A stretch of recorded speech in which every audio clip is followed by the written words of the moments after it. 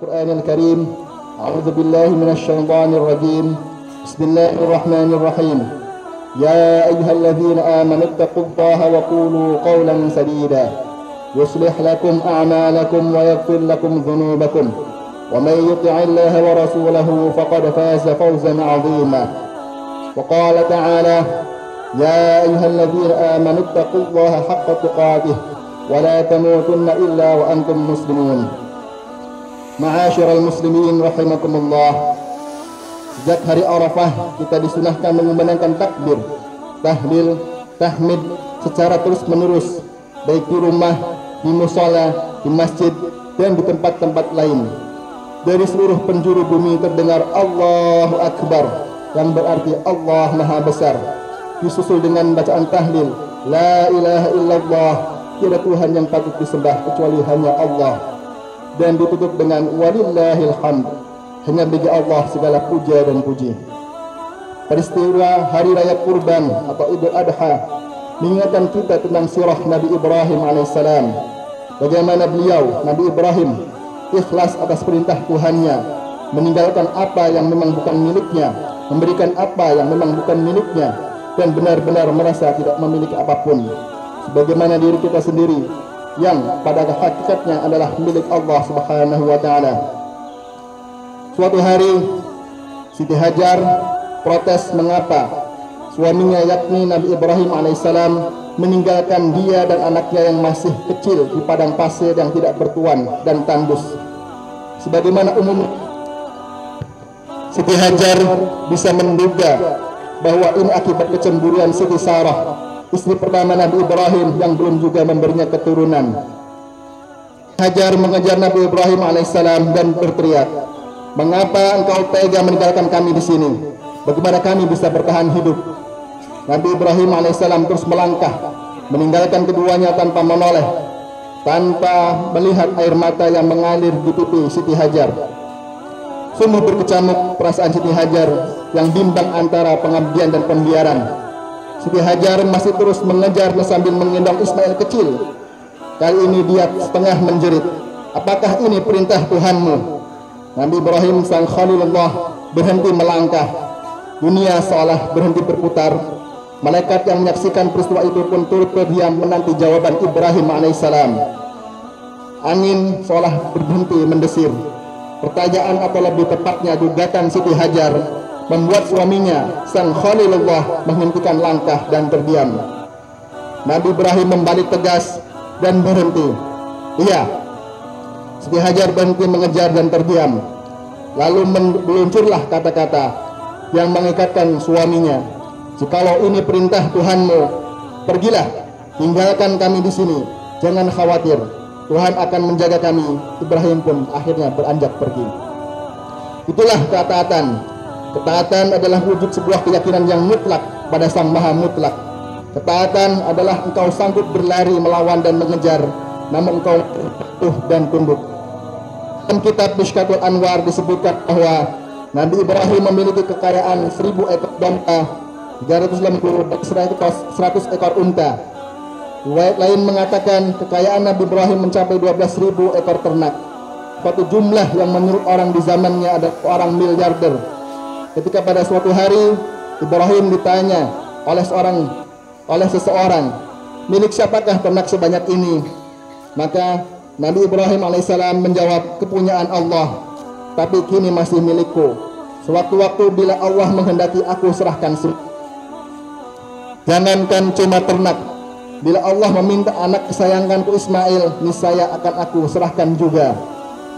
Ibnu Katsir dalam tafsir Al-Quranul Azim mengemukakan bahwa pernyataan Nabi Ibrahim yang akan mengorbankan anaknya jika diminta oleh Allah, itulah yang kemudian dijadikan bahan ujian, yaitu Allah menguji iman dan takwa Nabi Ibrahim melalui mimpinya yang hak, agar ia mengorbankan putranya yang kala itu masih berusia 7 tahun.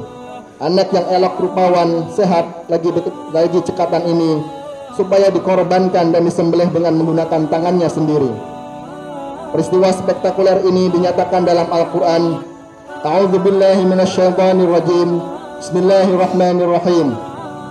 Qala ya bunayya inni araka fil manam anni azbahuka fanzur madza taqa.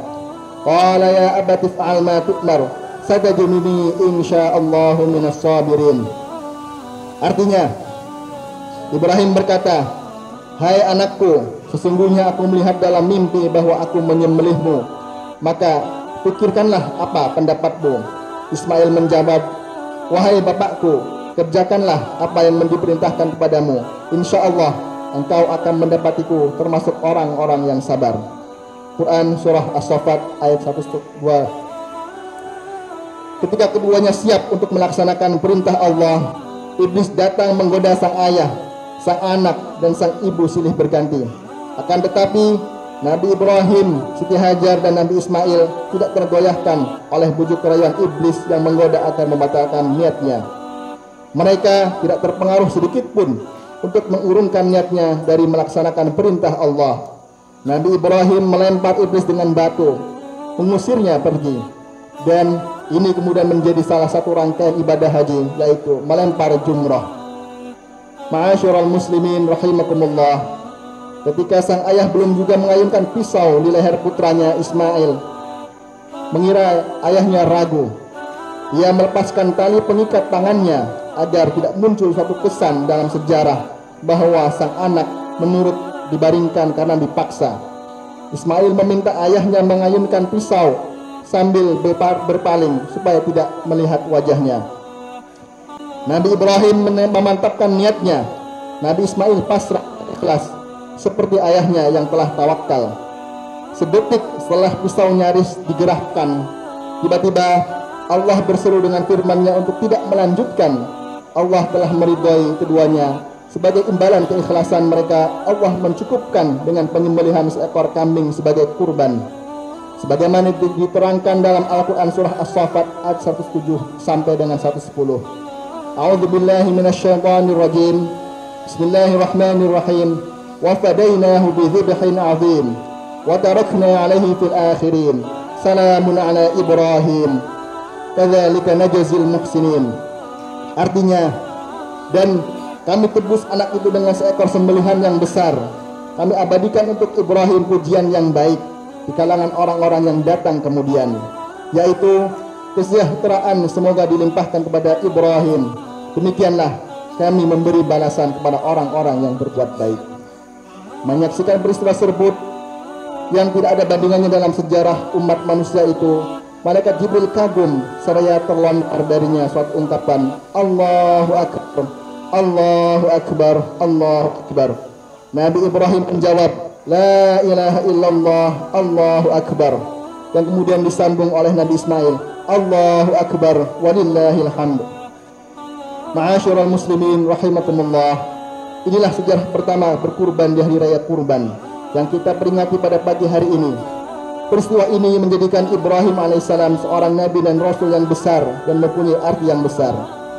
Dari sejarahnya itu, maka lahirlah kota Mekkah dan Ka'bah sebagai kiblat umat Islam seluruh dunia, dengan air Zam-Zam yang tidak pernah kering sejak ribuan tahun yang silam, sekalipun tiap harinya dikuras berjuta liter, sebagai tonggak jasa seorang wanita yang paling sabar dan tabah, yaitu Siti Hajar dan putranya Nabi Ismail alaihissalam.